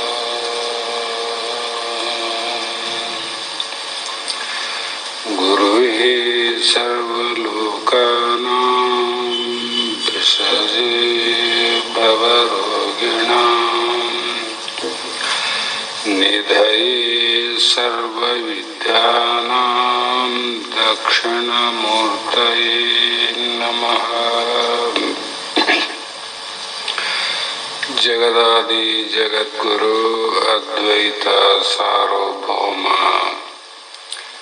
ಸದ್ಗುರು ಸಿದ್ಧಾರೂಢ ಮಹಾಸ್ವಾಮಿಗಳ ಶ್ರೀ ಪಾದ ಪದ್ಮಗಳಿಗೂ, ಶ್ರೋತ್ರಿಯ ಬ್ರಹ್ಮನಿಷ್ಠರು ಸದ್ಗುರು ಶಿವಪುತ್ರ ಮಹಾಸ್ವಾಮಿಗಳ ಶ್ರೀ ಪಾದಗಳಿಗೂ, ಶ್ರೋತ್ರಿಯ ಬ್ರಹ್ಮನಿಷ್ಠ ಬ್ರಹ್ಮಲೀನ ಸದ್ಗುರು ಬಸವಾನಂದರ ಚರಣ ಕಮಲಗಳಿಗೂ ಅನಂತ ಅನಂತ ದೀರ್ಘ ದಂಡ ಪ್ರಣಾಮಗಳನ್ನು ಸಮರ್ಪಿಸುತ್ತ, ಸದ್ಗುರು ಸಿದ್ಧಲಿಂಗಪ್ಪ ತಾತ ಕಪಗಲ್ ಇವರನ್ನು ಮನದೋಳು ಧ್ಯಾನಿಸುತ್ತ, ತಮ್ಮೆಲ್ಲರಿಗೂ ವಂದಿಸುತ್ತ, ಈ ದಿನ ಶ್ರೀಮದ್ ಭಗವದ್ಗೀತೆ ಎನ್ನುವ ಗ್ರಂಥದ 11ನೇ ಅಧ್ಯಾಯದ 34ನೆಯ ಶ್ಲೋಕ ಇಂದಿನ ಆಧಾರದ ವಿಷಯವಾಗಿದ್ದು, ಇಲ್ಲಿವರೆಗೂ ಭಗವಂತನನ್ನ ಪೂಜಿಸುವುದರಿಂದ ಅಥವಾ ಪುರಸ್ಕಾರವನ್ನು ಮಾಡಿದ್ದರಿಂದ ಭಗವಂತನಲ್ಲಿ ತನ್ನ ಅಹಂಕಾರವನ್ನು ಸರ್ವನಾಶವಾಗಿ ಮಾಡಿಕೊಂಡಂತ ಅರ್ಜುನನು ನಿಮಿತ್ತ ಮಾತ್ರ ಭವ ಅಂದರು. ಇದು ಜಗತ್ತು ಅನ್ನುವುದು ಹೇಗಿದೆ ಅಂದ್ರೆ ನಿಮಿತ್ತ ಮಾತ್ರದಿಂದ ತೋರ್ತಾರೆ, ಎಲ್ಲ ನಿಮಿತ್ತ ಅದಿಲ್ಲ. ಈ ನಿಮಿತ್ತ ಅನ್ನುವುದು ಬಹಳ ಶಾಸ್ತ್ರ ಕೇಳಿದ ಮೇಲೆ ಸರಳ ಅದ, ಅರ್ಥಜ್ಞಾನ ಅದಕ್ಕೆ ಅನುಭವಕ್ಕೆ ಬಹಳ ಅಗಮ್ಯವಾದ ವಿಚಾರ. ಆ ಕಾರಣದಿಂದ ಇಲ್ಲಿ ಅರ್ಜುನನು ಯುದ್ಧ ಮಾಡುವಾಗ ಉತ್ಸಾಹ ಕಡಿಮೆಯಾದಂಥ ಸಂದರ್ಭದಲ್ಲಿ ಅವನ ಉತ್ಸಾಹವನ್ನ ಪುನರ್ ನಿರ್ಮಾಣ ಮಾಡೋದಕ್ಕೋಸ್ಕರವಾಗಿ ಮತ್ತೊಂದು ವಿಧದಿಂದ ರೀತಿಯಿಂದ ಅರ್ಜುನನಿಗೆ ಹೇಳುವ ಕಾರಣ ಏನಂದ್ರೆ ಉತ್ಸಾಹ ಇರಬೇಕಂತ. ಆ ಉತ್ಸಾಹ ತುಂಬಿದಾಗ ಎಷ್ಟೇ ಭಾರವಾದರೂ ಕೂಡ ಅದು ತಡ್ಕೊಂತದ. ಉದಾಹರಣೆ, ಒಂದು 40, 50, 30 ಟನ್ನು ಲೋಡನ್ನ ಹೊರುವಂತ ಒಂದು ಲಾರಿ ಇದೆ. ಅದಕ್ಕೆ ಗಾಳಿ ಕಡಿಮೆ ಆದರೆ ಗತಿ ಏನಾಗ್ತದೆ, ಅದು ಹಿಂದೆನೂ ಹೋಗೋದಿಲ್ಲ ಮುಂದೆನೂ ಹೋಗೋದಿಲ್ಲ, ನಿಂತಲ್ಲೇ ನಿಂತು ತನ್ನ ಸಾಮರ್ಥ್ಯ ಎಲ್ಲವೂ ಕೂಡ ಕಳ್ಕೊಂತದೆ. ಅದು ಮುಂದಕ್ಕೆ ಹೋಗ್ಬೇಕಂದ್ರೆ ಏನು ಮಾಡ್ಬೇಕೀಗ, ಗಾಳಿಯನ್ನು ತುಂಬಬೇಕು. ಗಾಳಿ ಕಡಿಮೆ ಆದದಕ್ಕೆ ನಿಂತದ, ಚಲನ ಆಗೋಲ್ತಲ್ಲ, ಈಗ ಗಾಳಿ ತುಂಬಬೇಕಾಗ್ಯದ. ಅದಕ್ಕಾಗಿ ಶಾಸ್ತ್ರಗಳಲ್ಲಿ, ಉಪನಿಷತ್ತು ವೇದಗಳಲ್ಲಿ ಕೂಡ ಆಚಾರ್ಯರು, ಶರಣ ಸಂತರು, ಭಗವಂತ ನಮಗೆ ಉತ್ಸಾಹವನ್ನು ತುಂಬಲಿಕ್ಕೆ ಇವೆಲ್ಲ ಶಾಸ್ತ್ರಗಳು ಬೇಕು. ಇಲ್ಲಂದ್ರೆ ನಾವು ನಿರುತ್ಸಾಹಿಗಳಾಗಿ ಸಂಸಾರದಲ್ಲೇ ಹಿಂದೆ ಹೆಂಗೆ ನಿಂತೀವಿ, ಈ ಜನ್ಮದಲ್ಲಿ ಕೂಡ ಅಲ್ಲೇ ನಿಂತು ಅಲ್ಲೇ ಹುಟ್ಟೋದು, ಅಲ್ಲೇ ಬೆಳೆದು, ಅಲ್ಲೇ ಸಾಯೋದು. ಈ ಕಳಕಳಿಯ ವಿಚಾರವನ್ನು ಅರಿತುಕೊಂಡಂತ ಮಹಾತ್ಮರು ನಮಗೇನು ಮಾಡ್ತಾರಂದ್ರೆ ಉತ್ಸಾಹವನ್ನು ತುಂಬ್ತಾರೆ. ಆ ಉತ್ಸಾಹದಿಂದನೇ ನಮ್ಮ ಜೀವನದ ಅಭಿವೃದ್ಧಿಯನ್ನ ಮಾಡಿಕೊಳ್ಳಲಿಕ್ಕೆ ಅನುಕೂಲ ಆಗ್ತದೆ. ಇಲ್ಲಾಂದ್ರೆ ಮುಂದಕ್ಕೆ ಹೋಗಕ್ಕೆ ಸಾಧ್ಯ ಇಲ್ಲ. ಅದಕ್ಕೆ ಇಲ್ಲಿ ಅನಂತ ಮಾತುಗಳನ್ನು ಹೇಳ್ತಾರೆ. ದ್ರೋಣಂ ಚ ಭೀಷ್ಮಂ ಚ ಜಯದ್ರಥಂ ಚ ಕರ್ಣಂ ತತನಾ ಅಪಿ ಯೋಧವೀರಾನ್ ಮಹ್ಯಾ ಹತಾಸ್ತಂ ಜಪಿಮಾ ಋತ್ತಿಷ್ಠ ಇದ್ದಸ್ವ ಚೇತಾಶರಣೆ ಸಪತ್ನಾನಂತ ಎಷ್ಟು ದೃಷ್ಟಾಂತವನ್ನು ಕೊಡ್ತಾರೆ. ಏನಂದ್ರೆ ದ್ರೋಣ ಅಂದ್ರೆ ಪಾಂಡವರ ಕೌರವರ ವಿದ್ಯಾಗುರು ಮತ್ತು ಭೀಷ್ಮ ಆಚಾರ್ಯ, ಜಯದ್ರಥ, ಕರ್ಣ, ಇನ್ನೂ ಉಳಿದಂತ ಹಲವು ವೀರರು ಸಹ ಯಾರಿಂದ ನಾಶ ಆದರು ಅರ್ಜುನ ಅಂದ್ರೆ ನನ್ನಿಂದನೇ ನಾಶವಾದರು, ನನ್ನಿಂದಲೇ ಕೊಲ್ಲಲ್ಪಟ್ಟಾರ. ನಿನ್ನಿಂದ ಅಲ್ಲ, ನನ್ನಿಂದ. ಹಾಗಾಗಿ ಮನುಷ್ಯನ ಇಚ್ಛೆಗಳೆಲ್ಲ ಪೂರ್ಣ ಆಗದಿಲ್ಲ. ಅವನು ಅಂದದ್ದೆಲ್ಲ ಸತ್ಯವಾಗಿರಲಾರದು. ಈ ತ್ರುಟಿಯನ್ನು ಕಂಡು ಮನುಷ್ಯನು ತನ್ನನ್ನು ಪರಮೇಶ್ವರನ ಇಚ್ಛೆಯ ಮೇಲೆ ಬಿಟ್ಟು ನಿಮಿತ್ತ ಮಾತ್ರವಾಗಿ ತನ್ನ ಮಾರ್ಗದಲ್ಲಿ ಮುಂದೆ ಮುಂದೆ ಹೋಗಿ ತಮ್ಮ ಗಮ್ಯಸ್ಥಾನವನ್ನು ಸೇರಬೇಕಂತ. ಯಾಕಂದ್ರೆ ನಾವು ನಮ್ಮ ಇಚ್ಛೆಗಳೇನವ ಅವೆಲ್ಲವೂ ಕೂಡ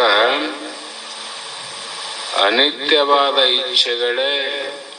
ಈ ಅನಿತ್ಯವಾದ ಇಚ್ಛೆಗಳು ಎಲ್ಲಿಯವರೆಗಾವ ಅಲ್ಲಿವರೆಗೂ ಜನ್ಮ ಜನ್ಮಾಂತರಾದರೂ ಕೂಡ ನಿನಗೆ ಪೂರ್ಣ ಆಗೋದಿಲ್ಲ, ಮತ್ತೆ ಕೊರತೆ ಅಂತ. ಅಷ್ಟಲ್ಲದೆ ನಾವೇನ್ ಅನ್ಕಂತೀವಿ ಅಂದದ್ದು ಸತ್ಯ ಆಗ್ತದೇನು? ಸತ್ಯನೂ ಆಗೋದಿಲ್ಲ, ನಮ್ಮ ಇಚ್ಛೆನೂ ಪೂರ್ಣ ಆಗೋದಿಲ್ಲ. ಇದನ್ನ ತಿಳ್ಕೊಂಡ ಮೇಲೆ ನಾವೇನ್ ಮಾಡಬೇಕು? ನಿಮಿತ್ತ ಮಾತ್ರ ಭವಂ, ನಿಮಿತ್ತದಿಂದ ಬಂದೀವಿ. ಅದಕ್ಕೆ ನಮ್ಮ ಎಲ್ಲ ಇಚ್ಛೆಗಳನ್ನ, ನಮ್ಮ ಅಪೇಕ್ಷೆಗಳನ್ನ ಭಗವಂತನ ಕಡೆಗೆ ಇಟ್ಟದ್ದಾದರೆ ಪರಮಾತ್ಮ ನಿನ್ನ ಇಚ್ಛೆ ಅಲ್ಲ. ಯಾಕಂದ್ರೆ ನನ್ನ ಇಚ್ಛೆ ಅಂತೂ ಪೂರ್ಣ ಆಗೋದಿಲ್ಲ, ಅದು ಸಾಧ್ಯನೇ ಇಲ್ಲ. ಅದಕ್ಕೆ ನಿನ್ನ ಮೇಲೆ ಭಾರ ಆಗ್ತೀನಿ. ನಿನ್ನ ಇಚ್ಛೆ ಪೂರ್ಣ ಅಂತ ಎಲ್ಲರಿಗೂ ಗೊತ್ತದ ಜಗತ್ತಿಗೆ. ಅದಕ್ಕಾಗಿ ಆ ರೀತಿ ಗುರುಗಳಿಗೆ, ಶಾಸ್ತ್ರಗಳಿಗೆ ಶರಣಾಗತರಾಗಬೇಕಂತ. ಈ ಕಾರಣದಿಂದ ಇವರು ಇದಾಗಿದೆ ಸಂಧಿ. ದ್ರೋಣಾಚಾರ್ಯನ ಕೇಳಿರಿ, ಆತನಿಗೆ ಅಸ್ತ್ರ ಶಸ್ತ್ರ ವಿದ್ಯಾ ಆಚಾರ್ಯನು ದ್ರೋಣಾಚಾರ್ಯ ಅಂತ. ಅಸ್ತ್ರವಿದ್ಯೆ ಶಸ್ತ್ರವಿದ್ಯೆಯಲ್ಲಿ ಪಾರಾಂಗತ. ಆ ಅಸ್ತ್ರ ಶಸ್ತ್ರವಿದ್ಯೆಗಳಲ್ಲಿ ದ್ರೋಣರನ್ನ ಬಿಟ್ರೆ ಆ ವಿದ್ಯೆಯಲ್ಲಿ ಪರಿಪೂರ್ಣ ವಿದ್ಯೆಯನ್ನು ಕಲಿತವರು ಯಾರೂ ಇಲ್ಲ. ಹಾಗಾಗಿ ಆತ ಸದ್ಬ್ರಾಹ್ಮಣನೂ ಹೌದು, ಮತ್ತೆ ವೀರಾಗ್ರಣಿ ಭೀಷ್ಮನು ಅಷ್ಟವಸುಗಳಲ್ಲಿ ಒಬ್ಬನು.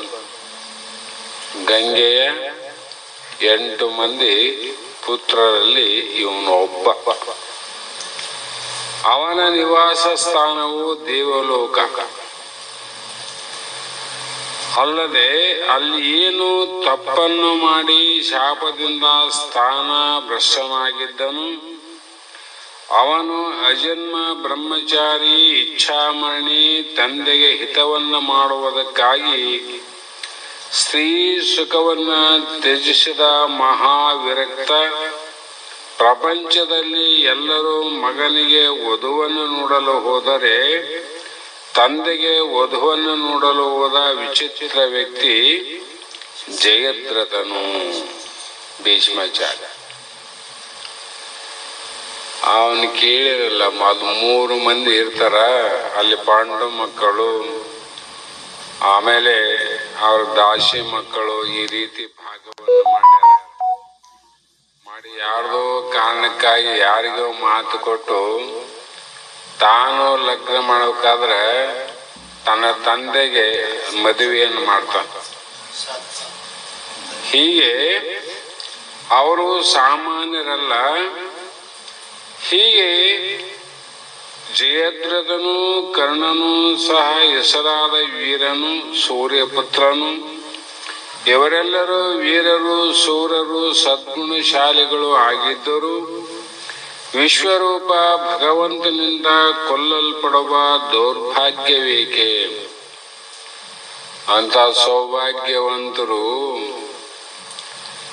ಈ ಪಾಂಡವರಿಂದ ಕೊಲ್ಲಿಸಿಕೊಳ್ಳುವಂತ ದುರ್ಭಾಗ್ಯವಂತಲ್ಲ. ಯಾಕಂದ್ರೆ ಇದು ನಿಮಿತ್ತ ಮಾತ್ರ ಭವಂ.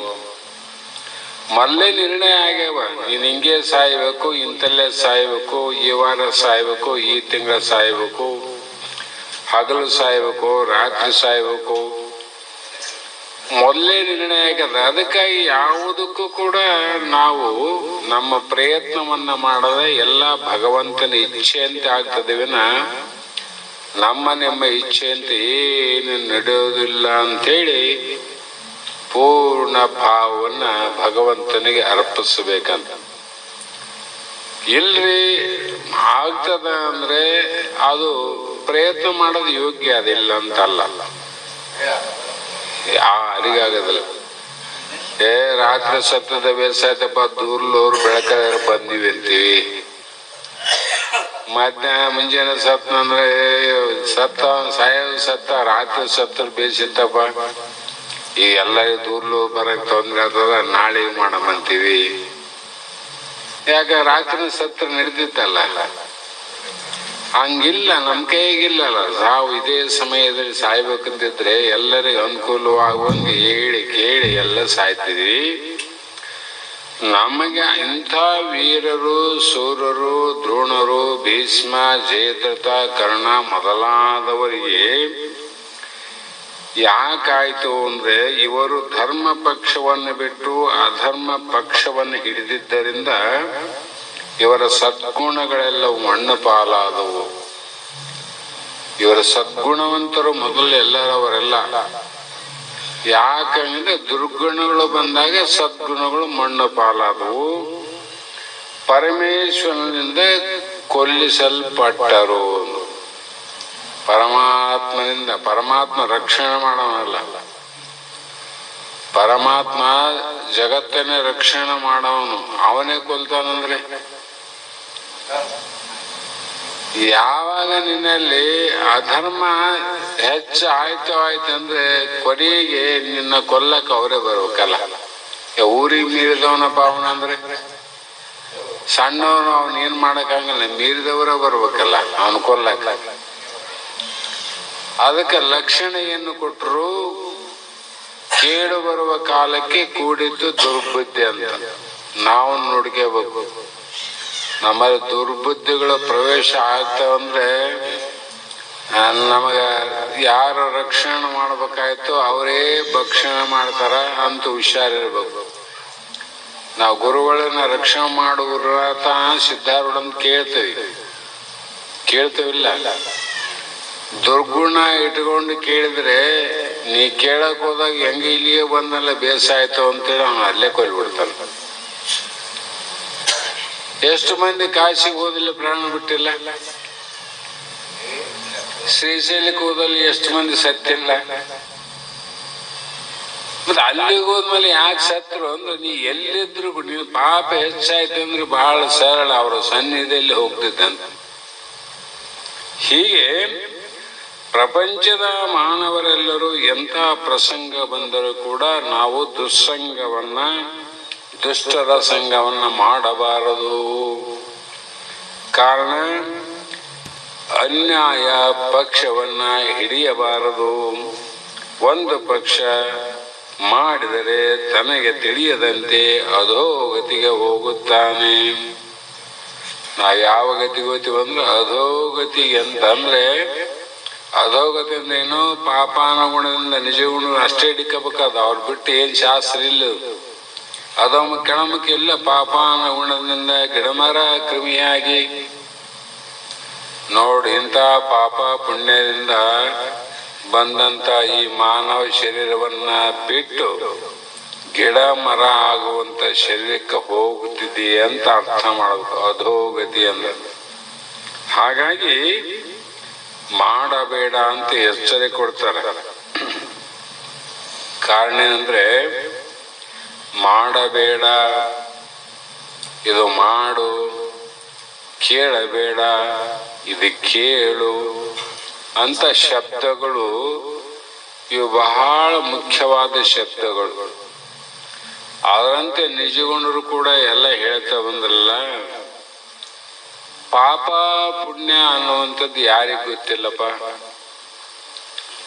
ಸಾಮಾನ್ಯವಾಗಿ ಎಲ್ಲರಿಗೂ ಗೊತ್ತು, ಇದು ಪಾಪ, ಇದು ಪುಣ್ಯ, ಇದು ಪಾಪ, ಇದು ಪುಣ್ಯ, ಇದು ಮಾಡಬಾರದು, ಇದು ಮಾಡಬೇಕು ಅಂತ. ಅದೇ ಶಾಸ್ತ್ರಗಳಲ್ಲಿ ಇಷ್ಟು ವ್ಯಕ್ತಿಗಳು ಈ ವಿಚಾರವನ್ನು ಇಟ್ಟುಕೊಂಡು ನಿಜಗೊಂಡರು ಜಗತ್ತಿಗೆ ಗೊತ್ತಿಲ್ಲದ ವಿಚಾರವನ್ನು ಏನು ಹೇಳಿಲ್ಲ. ಎಲ್ಲರಿಗೂ ಗೊತ್ತದ ಪಾಪ ಮಾಡಬೇಡ, ಪುಣ್ಯ ಮಾಡೋದು. ಮತ್ತೆ ಯಾಕಿಟ್ರದು? ಗೊತ್ತಾದ, ಎಲ್ಲರಿಗೂ ಗೊತ್ತಾದಲ್ಲ. ಗೊತ್ತಿದ್ರೆ ಪಾಪ ಹೋಗೋದಿಲ್ಲ. ಪುಣ್ಯವನ್ನು ಮಾಡು ಅಂತ ತಿಳ್ಕೊಂಡಿವಲ್ಲ, ಗೊತ್ತದಿಲ್ಲ. ಎಷ್ಟು ಗೊತ್ತಾದ ನಮ್ಗ ಪುಣ್ಯ ಮಾಡು ಅಂತಾದ, ಪಾಪ ಮಾಡಬೇಡ ಅಂತಾದ. ಗೊತ್ತಾದಂತ ಸುಮ್ಮನೆ ಕುಂತ್ರೆ ಪುಣ್ಯ ಬರಂಗಿಲ್ಲ, ಮತ್ತೆ ಅಧೋಗತಿಗೆ ಹೋಗೋದು. ಏನಿಲ್ಲರಲ್ಲಿ ಮಾಡೋನು ಶಬ್ದಕ್ಕೆ ವಿಶೇಷಣ ಕೊಟ್ಟಾರ. ಮಾಡಿದಾಗಲ್ಲ, ಮತ್ ಗೊತ್ತಿಲ್ಲ ನಮ್ಗೆ ಮಾಡ್ಲಂದ್ರೆ. ಅದೇ ರೀತಿ ಶಾಸ್ತ್ರದ ಅರ್ಥಗಳಾಗಿಲ್ಲ ನಮ್ಗ, ಅದರಂತೆ ನಾವು ತಿಳಿಲಿಲ್ಲ ಅಂದ್ರೆ ನಾವು ಮತ್ತೆ ಭಾವಕ್ಕೆ ಹೋಗೋರು.